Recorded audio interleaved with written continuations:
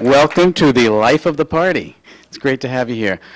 This is a wonderful opportunity for students to meet candidates. This is a conversation, and we're thrilled to be here. I want to particularly thank Bank of America and Stay Work Play for their sponsorship of this series of events. Our goal is to have every candidate come and participate in this series. So it's a great opportunity for you to meet candidates up close and personal. So welcome to St. Anselm College, and I will hand it off. Welcome, Governor. Thank you. Good morning, everyone, or good afternoon at this point, just barely. Thanks all for being here today, and welcome. I am Kate Lesko. I'm the President and CEO of Stay Work Play New Hampshire. I just want to give you a little bit of a snapshot, the idea behind this event. We're looking for an opportunity to get to know the presidential candidates differerely than you might hear elsewhere. So we're looking for questions that promote conversation, questions that might be of particular interest to you folks. So we've aimed this at a 20 and 30-something audience. The idea behind Life of the Party is to get to know someone as if they were hosting a party, right? What would they wear? We'll get into those questions in a little bit. So before we get started, I want to ask our other moderators to introduce themselves, but also for today, we do have a hashtag if you're on Facebook or Twitter. Certainly take advantage of those. It's Life of the Party NH. So Chris? Thanks, Kate. I'm Chris, everyone. I live down in Nashua and lived up here in Manchester for a couple of years. Worked at the Manchester Chamber of Commerce and then ran the Nashua Chamber of Commerce for the past 9 years. So I've been involved with the Manchester Young Professionals Network and with Nashua's Young Professionals Network, and sat on the board for Stay Work Play for a number of years. Thanks, Chris. Carmen? Hi, I'm Carmen Lorenz. I'm the Director for the Division of Economic Development for the state of New Hampshire. I'm from up in the Lakes region, and I'm a proud board member with Stay Work Play. Mike? I'm Mike Skelton. I'm the President and CEO of the Greater Manchester Chamber of Commerce. I'm also a board member with Stay Work Play and a former board member of the Manchester Young Professional Network, and live here in Bedford, New Hampshire, and I'm a graduate of St. Anselm College. So Fantastic. We're glad to have you here at St. Anselm College at the New Hampshire Institute of Politics today, Governor Bush. Thank you. So we wanted to kick it off with a question about how you're doing, how your campaign's doing, and how you're doing as a candidate. Because I think one of the things that us observing the political race, observing this process, is wondering how candidates can endure and what you do to keep yourself fresh. What's your process for recovering after those debates, or just your travel schedule, going to and from multiple events? I know you're flying in and out of New Hampshire almost constantly. So what's that like, and how do you keep yourself moving as a candidate? Well, it's not much different than in terms of energy expended than my adult life. I mean, I've worked hard ever since I got married when I was 21 and started working when I was 21 and have never taken more than a week off. So that sounds weird today, I guess. But it's really kind of who I am. I like working, and whether it was being governor where I was all in, I just finished writing a book called Reply All that was about my emails during my time, and probably had a couple of million emails, but the emails that I responded to were easily 300, 400,000, something like that. And so I've lived a life that I get energy from working. So this is not different in that regard. What's a little different is that I'm away a lot. I'm gone 5 or 6 days a week, and soon probably even more. And I miss my wife. I miss sleeping in. I bought a really cool bed.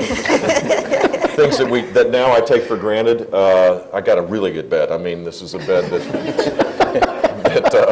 is like, it cost about like a Yugo or a Hyundai. It's a pretty expensive bed. It's beautiful. I sleep well. Well, there's nothing like your own bed anyway, right? So yeah, on top of that. Those are the simple things you kind of yearn for in this journey. I wake up each day excited about the journey that I'm on. I work out every day. This morning I was in the Hilton Garden Inn gym. It's a tiny little place. There were 6 guys already there when I got there at 6 in the morning, so I did my 100 push-ups, and I do 100 sit-ups, excuse me. I don't do that many push-ups. So now you're just bragging. I don't do that many. So I stay in good shape physically. I try to read, which is hard to do. I try to stay current. I'm curious intellectually, and I like my intellectual curiosity to be fed. I don't push aside information. I like information. If I see something interesting, I'll take the time to call people. One of the powers that that anybody can use. Really, it's not really related to being a candidate, but I learned when I was governor, particularly the power to convene. People actually are honored that you ask for their advice. I mean, you should try it. Read an article or someone that may be a leader in New Hampshire that you really think has got an interesting point. Call them up and ask their advice on something. There's a better than a 50-50 chance they'll take you up on it. Yeah. And I find that to be fulfilling for me to keep me going. Well, that's great, Governor. And I think a lot of the things you just mentioned, we want to ask a little bit more about and get to know you a little bit more personally. I wanted to mention that we have a few people with microphones, and we want this to be interactive and informal. So if you have a question, raise your hand. I'll recognize you. We want to get your questions on different topics. But I want to hand it over to Kate, who has a question to kind of tee us up in line with the theme of today's event. Sure. So the idea being, if you're elected president and you're able to invite, let's just say, the top 40 young professional leaders from around the country Oh, I to thought a, just New Hampshire. We're all here in New Hampshire. I think we'll Kate's start from New there. Hampshire, to a party at the White House, what would that look like? What music would you play? What would you serve for food? What activities would you do? This reminds me of an event that actually took place in the governor's mansion. What's it called? The Briggs-Meyer? Yeah. Have you ever Oh, taken yeah, that the test? personality Myers-Briggs. test. So the Secretary of the Department of Children and Families decided we all should take this test. And about 50 of us took it together, and she was the moderator. And it turns out I'm an introvert, and I'm a this and a that. I forgot the other parts of it. And so they broke up the two groups between extroverts and introverts. There were like 40 extroverts in one room, and there were about 6 of us. And we were supposed to plan the party that you just described. Just the introverts? Well, the introverts would plan their party, and the extroverts would Okay, all right. plan theirs. So we quickly decided that we were all going to read a book that week, and then we would have an interesting dinner conversation that would be over early about the book that we read. And the extroverts didn't plan their party, they started partying. They literally got a conga line together, and they came into our room to mock us about how serious we were. So I don't know. I have to be careful about it. I would actually probably try to learn from the 40 most talented young professionals rather than kind of tell them whatever I was thinking. I found that to be a good leader, you have to listen and learn first. So I would try to mine the knowledge and the experience of younger professionals. So it might actually have to be something that would be serious. I apologize. It'd be more of a house coffee rather than a party. Well, I'll give you snacks for it. That'll be good. All right, so let me follow up on that then. If you were to invite certain people Yeah. to the party, I'll give you 3 that you can invite. 2 have to be historical figures, and they can't be past presidents. That's too easy. So give us 2 historical figures and 1 current celebrity that you would want to put into the mix. Celebrity. And why? I wouldn't invite Donald Trump. Leaders. Winston Churchill is probably the guy that I most admire just because of the range of his experience and knowledge, and his life experience is extraordinary. He was an artist. He wrote prolifically. He was a wartime leader like no one else. He saved, based just by the sheer determination in his leadership, he saved a country. He was phenomenal. He fought in wars. He reported on wars. He changed parties. He defied the conventional wisdom of his time. Just sitting and listening to him rap, giving him a brandy and a cigar. We'd have to be outdoors probably if that was the case, but that would be well worth it. I don't know. I would have loved to meet and have a conversation with Neil Armstrong. I think discovery of space is something that is deeply underestimated in terms of how uniquely an American experience that is, and how phenomenal it is for us to maintain our space program. To talk to someone that actually was the first to walk on the moon. Wow. I mean, Pretty cool. he's left us, but and in terms of presidential leaders, there's a whole lot of them we could learn from for sure. The greatest president in my mind was Abraham Lincoln or Washington. I'm related to Franklin Pierce. He would not be on my list, but I had to mention, since we're in New Hampshire, he's on my mother's side of being a relative. But I think Lincoln would be just a phenomenal person to learn from. And what about the current celebrity? The current celebrity, I don't know. I really don't believe in celebrity. I just don't. I find it superficial. there's not really many actors that I got into a big fight with Matt Damon about school choice, and I don't know, it just seems so superficial. I'd rather be with people that have done things. Yeah, Does that make sense? it does. Well, I'll switch it up a little bit. So I found out that you majored in Latin American studies when you were in college, and I did. I did too. And Really? I also What did school? my study abroad in Mexico. I was at George Washington University Yeah. in D.C. Pretty and good program. Yeah, it's a great program. And I Did you I have a studied boyfriend like I had, a girlfriend? in Mexico. Yeah, Oh no, I didn't actually. But that was my motivation. all right. I had a Latin American affair before I majored in Latin American studies. Nice. Well, I was just really curious about how your experience in college and sort of studying another culture and then doing that Yeah. exchange, how that shaped you at such a formative time. Well, it was really I went to Andover down the road here, and we had a trimester system. So for one trimester, I went to León, Guanajuato, Mexico, with 8 or 9 of my colleagues, 10 maybe, and we built a schoolhouse in a rural area outside of León. And I met my wife at the very end of that time, and so, I mean, I spoke Spanish okay. People that say they're fluent sometimes really aren't. I would say I was one of those. I probably bragged that I was fluent, but I wasn't. And I fell in love with her. I was 17 at the time, and everything in my life can really be defined before Columba and after Columba. I got out of school in two and a half years, but I took a semester off. So she just got me going. I wanted to marry her literally on the spot. That was not possible. And my interest in Latin America really was principally driven by her. So it was not it's kind of a backdoor way to the degree. We lived in Venezuela, Okay. and I live in Miami, which has got one foot firmly planted in our country and one in Latin America. I love the region, and I think it's important for us politically and diplomatically and economically to be more tied to the region. And my life experiences, helped me along the way. If it wasn't for meeting Columba, though, I wouldn't have been a Latin American Studies major probably. I wouldn't have gotten out in 2 years. I wouldn't have moved to Miami. I wouldn't have lived in Venezuela. Life happens that way. You can't plan it. That's I right. find people your age, by the way, spend too much time trying to plan it out. There ought to be a little more spontaneity. It's a lot more fun. Just while we're on that topic, I've heard you talk about how that experience in your life has informed your views on immigration, which is obviously a big discussion during sure it has. this campaign. So could you talk about how it has informed your views? And I think the question a lot of us are wondering, given how this is such a hotly debated issue, is what is the answer? How do we address this issue in a reasonable way? On the broad question of immigration, what makes us an extraordinary and exceptional country is that our shared values define our national identity and our citizenship. We're the only country really that has that at its core.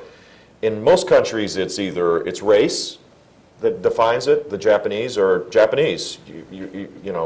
If you show up, it's very restrictive. It's based on race. They have an incredible culture, but it's a different kind of citizenship than what we have. And our strength has been historically that we embrace a set of values, and it doesn't matter what we look like or whether we have a vowel at the end of our name or where you're born, where you come from. And we're losing that.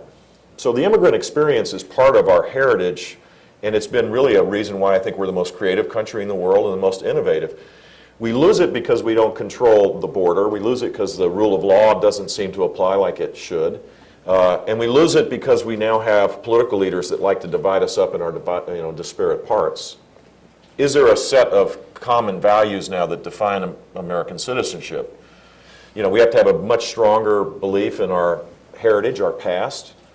I don't know if you guys see those TV shows where they stick a microphone in someone on the streets of New York and they ask them, how many Supreme Court justices are there or how many branches of government? It's a little scary to say the least. So just going back to the basics, I think would make immigration a catalyst for a lot of good things. But if we don't have a set of shared values, if we don't have a common identity about what our heritage is that people can't buy into, it's a problem. And right now it's being preyed upon in the political sphere. And what role do you think the next president can play in doing that? Is it about leadership? Yeah, we have to fix the damn thing. I mean, but we could say that little line just about for everything. Taxes, regulation, health care. We have to start fixing things. And the immigration system is broken. The legal system is broken. think about it. We have family petitioning being the driver of 90% of all legal immigrants. So spouse and minor children, which you would say, that's a definition of family, right? That every country has, and we have adult siblings and adult parents on top of that, and it's chain migration has taken effect. Basically, we crowd out all other forms of immigration. So fixing that, fixing our border, dealing with the fact that people extend their stay when they have a legal visa.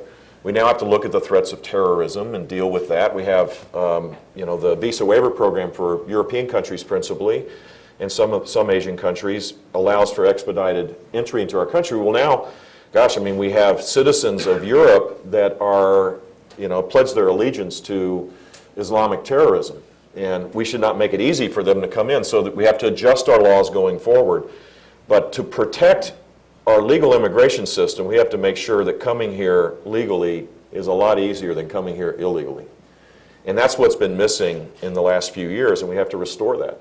So fixing it, how do you fix it? Well, you just roll up your sleeves and benchmark. You do what businesses do. You do what we do in our lives, right? You say, here are our objectives, here's the strategy. You make sure you convene. You make sure that people are on target. There's money to build the places where a wall is appropriate. There's funding for it. There's funding for border security, but we need to get them on the border. There's funding for, the GPS technology and the drone technology that could help us. The Congress has funded the exit and entry biometrics to make it easier to track where people are when they come here legally and overstay their visas. We just need leadership to monitor it and make sure that we're applying all of the tools at our disposal to make it happen. If I could, I'm going to take you back out of policy and get more to you personally for a second. I'm curious. Just don't go boxers and briefs on me. You made a comment earlier about being very thoughtful, growing up as a kid, college student, et cetera. No, I wasn't thoughtful as a kid. That was after you met. After you got married. BC, not BC.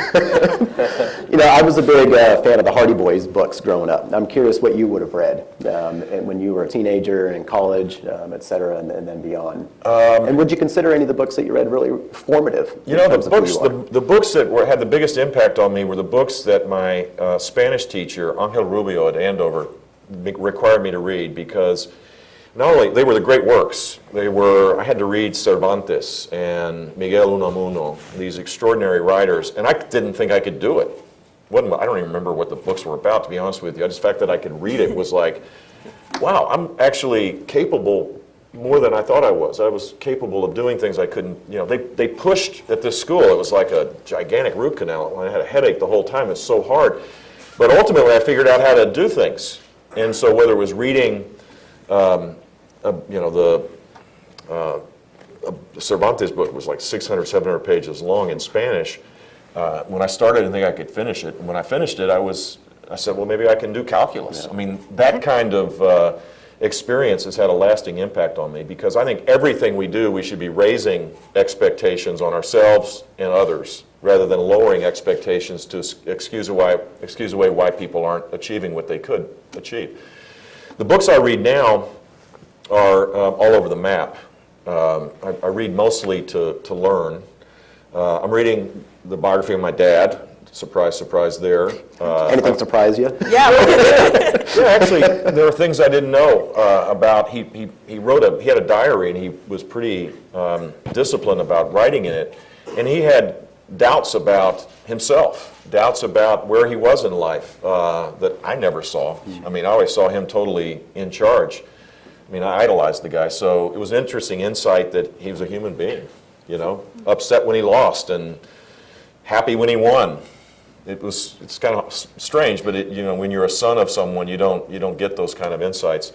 And how he learned from his the job of being head of the liaison office and the director of the CIA, that put him in good stead when he became president. Thinking about your dad, both professionally and personally, because you know him like no one else could, obviously. Well, apparently I didn't, because What would you want to emulate most about your father? And then, on the flip side of that, what would you want to perhaps do very differently from what your father did? You know what? I was in my mid-20s. I was married. I had 2 kids. I was working, and my dad, you always try to, if you have a good relationship with your family, you try to be, the man your dad was. That expression actually, I think, happens to a lot of us. And I realized if I tried to achieve what I thought my dad was, that I would get about 50% of the way there. And I could either accept that as, a traumatic experience and kind of go get therapy and live a miserable life, or I could accept being half the man my dad was, or is, and still live a life of purpose and meaning. I mean, that's how high I think my dad's, I just idolize the guy. I think he's the greatest man alive. So it's really hard to emulate him because I think he's near perfect. I just, you don't know him, I'm just telling you. Yep. He's decent. If I could be better in my life, it would be to always be kind and generous and decent to people. Not just the big dogs, but everybody, because that's my dad.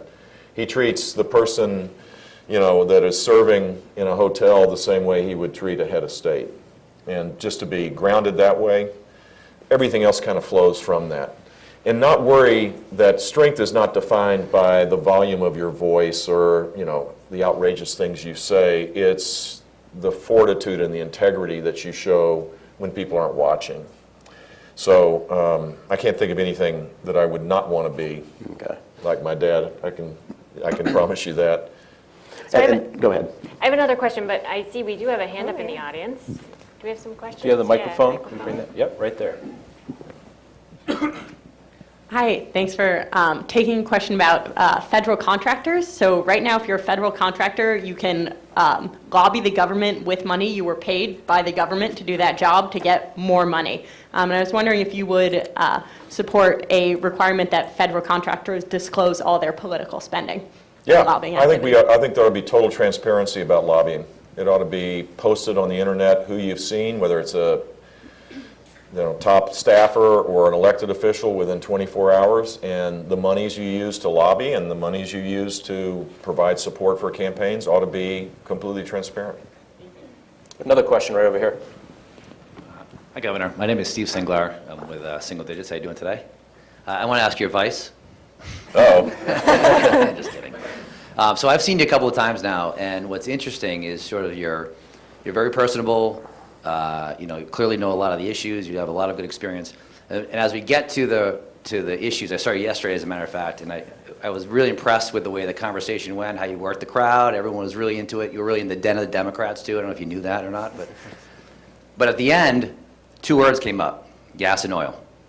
And it seemed, gas and oil came up. And it seemed like there was sort of a little bit of an air went out of the room of, there's those issue points again. So my question really is, how are you going to use your personality, your charm to sort of get through those topics where you're not sort of pigeoned into this, it's gas and oil issue on why the economy is doing well or not doing well? I think your points were very valid, but I think the concern is just that topic, and how do you get over that? Well, I mean, the oil and gas sector is one of the great success stories of our economy. And we need to be hitting it on all cylinders. We need to make sure that we grow at a far faster rate rather than try to suppress the things that are to our huge advantage. We should support it. Information technology is one of those. We lead the world in our innovation in those two sectors. We lead the world in drug discovery, but we're making it harder with the FDA and the rules on top of the FDA to increase the cost of getting a drug to market and certainly the time. And we create just basic uncertainty across the spectrum of economic activity. So, look, I didn't feel the room going away from me when I talked about the energy revolution in our midst. And I also think that the next disruptive technologies are in someone's garage, not inside the Department of Energy with a venture capital arm. So the world is going to be dramatically different 5 years from now, 10 years from now as it relates to energy. It could be that someone will figure out how to store nuclear waste and to be able to build a nuclear plant in a time frame and a cost that allows it to be the best renewable source of energy in the world over the longest period of time. I'm not smart enough to know what the world holds. I just think you need to create the freest environment where whatever that is happens at the fastest pace. And the friction that we create by getting government more involved slows things down rather than accelerates it. So I appreciate the generally good words about my efforts yesterday. Here's what I love about New Hampshire. New Hampshire is a place where you actually can complete a sentence in the English language, and you can ask someone, well, what do you think? And they'll tell you. And it's normally a really interesting conversation. That's kind of being lost in the way that some people campaign. And y'all have maintained that tradition, and it's really important that you sustain it for sure. And I'll be up here a lot. Another Look forward question to right the down next here in the event. front. Hi, Governor. My name is Amy Curry. I work Hey, Amy. for the Community Development Finance Authority. And something you said earlier about government slowing things down. Yeah. We work with federal funds. And not only does it make the projects more expensive, but it definitely slows them down. Do you have any solutions for that and how we can get these important projects done without making them more burdensome? Absolutely. In fact, the timing of this is perfect because I think at noon we unveiled a state-federal initiative that Attorney General Scott Pruitt headed up for me with people mostly from outside of Washington that laid out a blueprint about how to shift power away from Washington. So we give money from Washington to states, and then you get your money probably through the state, and there's very few rules from the state, but it mostly just a flow through. But we embed in that money all sorts of rules that basically make the whole point kind of obsolete.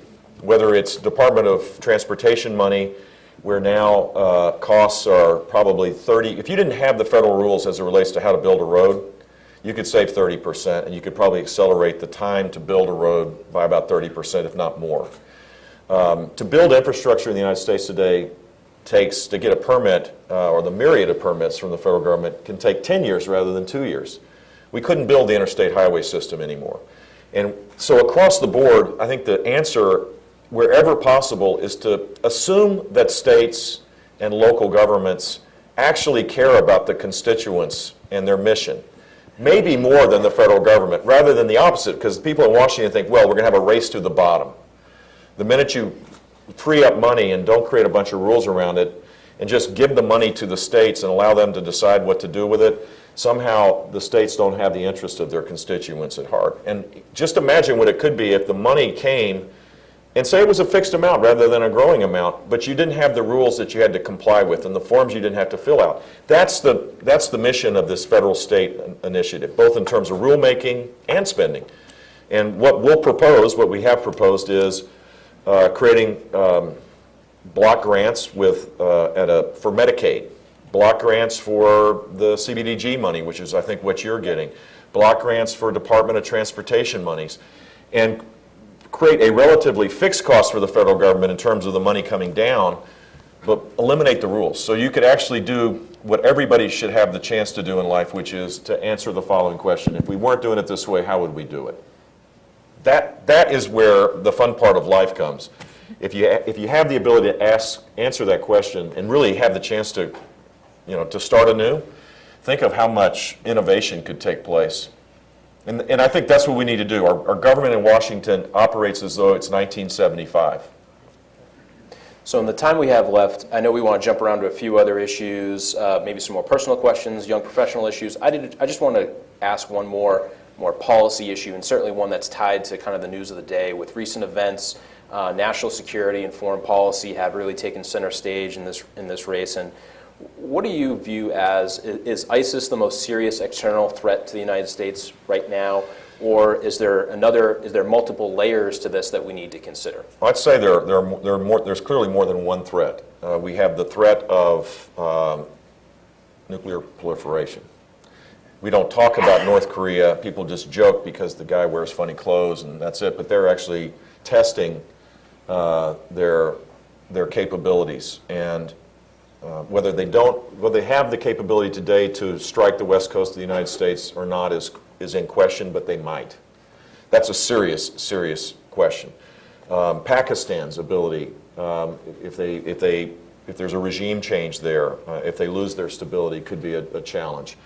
The Saudis and the Persian Gulf countries viewing Iran as a threat and trying to build the same capabilities that Iran now has at least on the threshold of having, is a threat. But ISIS and radical Islamic terrorism has now emerged perhaps as the most immediate threat. And all of these require American leadership. I think the lessons of history is that we can't do this alone. We can't be the world's policeman. We can't just kind of at the drop of a hat say, well, we're going to go solve this. We have to do this, though, leading, because no one else can lead in the free world. No one has the capabilities of the United States. And if we don't accept that responsibility and, frankly, opportunity, then we'll have a void that is created. And the void right now is a caliphate the size of Indiana with at least 30,000 battle-tested Islamic terrorists that are organized to destroy our freedom. They see our freedom as our weakness, and they're going to attack it every possible way. And it's not a law enforcement exercise. It's a war on us. Whatever we call it, we have to recognize it for what it is. And so a new strategy is necessary to destroy ISIS, not to contain it. And that should be the highest priority of this president. Sadly, it's not. And what case would you make that you're the person Americans should trust you to solve that problem? Well, first of all, I laid out a comprehensive strategy to do it. I'm not talking about, preying on people's angst and fears. I got to speak at the Reagan Library 3 months ago with a full-blown strategy before Paris and before San Bernardino and those tragedies that unfolded. This was a threat 3 months ago as it is today. I think part of being a leader is to anticipate what the challenges are and act on it. Secondly, I was a governor. Governors actually have to make tough decisions. And in Florida, we made a lot of them, just by the nature of our state, including being commander-in-chief of the Florida National Guard. I went to Iraq and Afghanistan to see the troops that were there. They ran the Abu Ghraib prison after the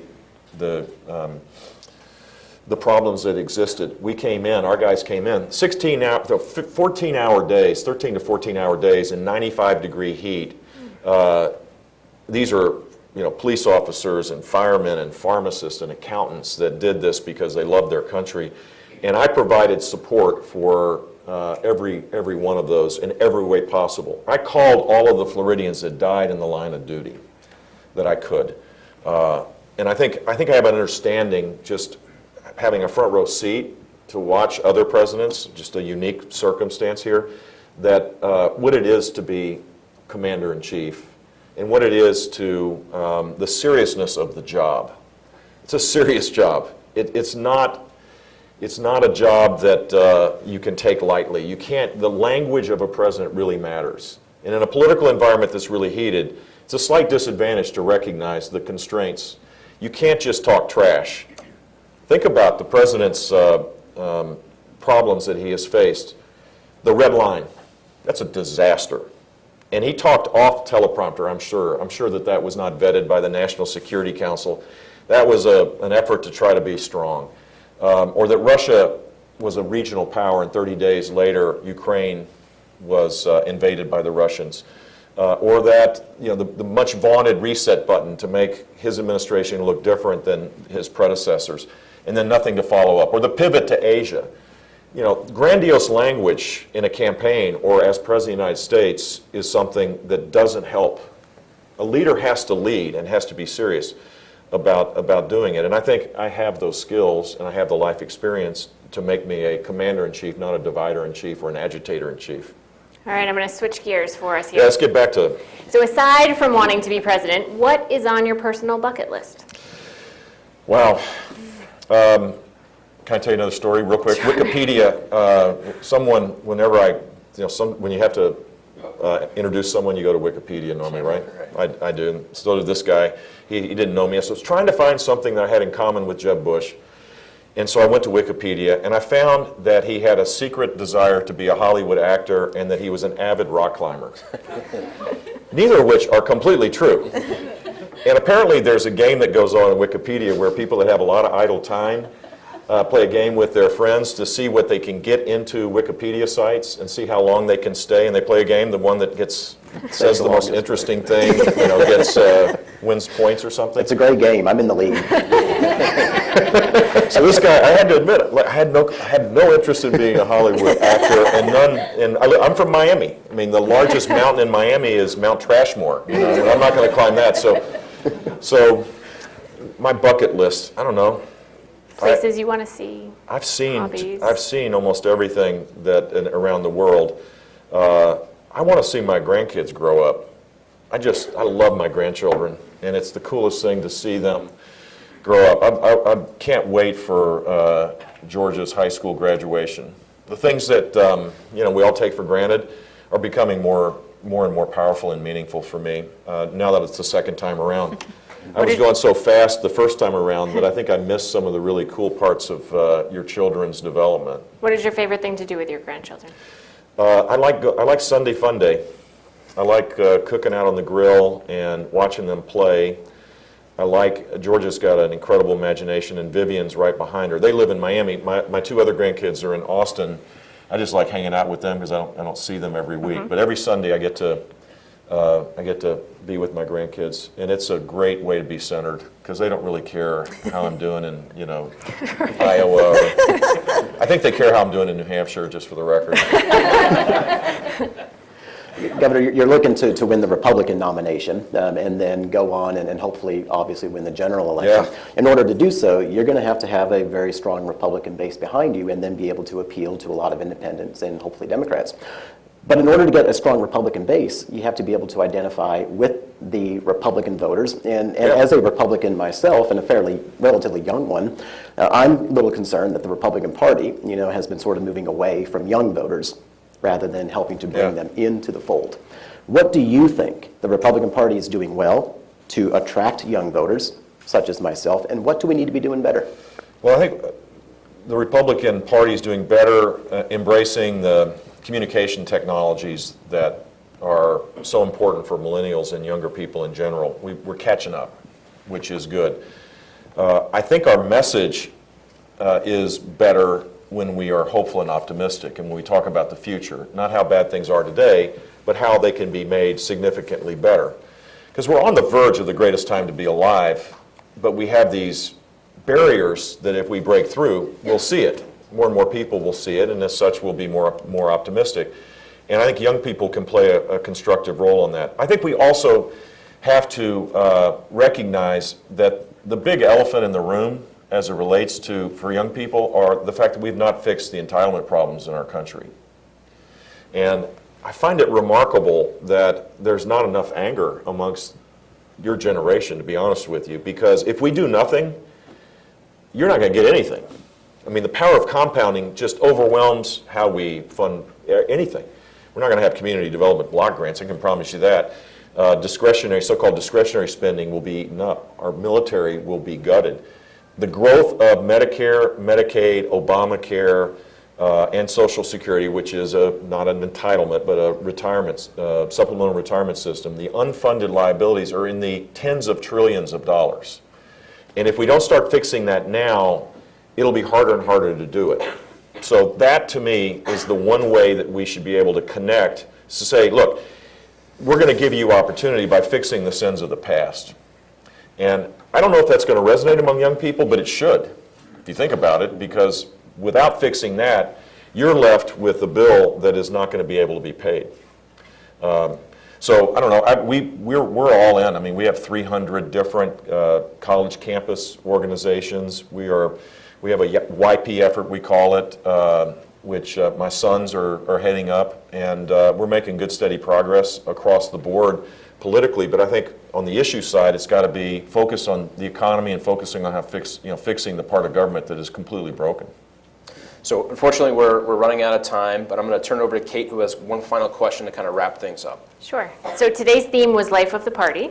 Yep. And you had the chance to address these YPs in the room today. So if you were to give a toast to these folks on the journey ahead for you and things they should be keeping in mind, what would you say? Well, for them, it's to embrace the unforeseen. Be big, be bold. Don't go home. Be alive, and don't worry about it being planned out. My toast is for you all to embrace the unforeseen, because it's an extraordinary time to be your age. I'd rather be your age than mine. Knowing what I know now, if I could give up everything that I've earned in my life experience and start over again, as long as I could do it with my wife, this is the most amazing time to be alive. And my toast to you and my hope for you is that you believe that, because you can make it happen if you believe it. Well, on behalf of the panel, I want to thank you all for being here today. We want to thank Bank of America for their support in making this program possible. We want to thank Stay Work Play for pulling this together, and for the New Hampshire Institute of Politics at St. Anselm College for being our host. And most importantly, thank you, Governor Jeb Bush, for being here today. Thank you. Thank you, Kate.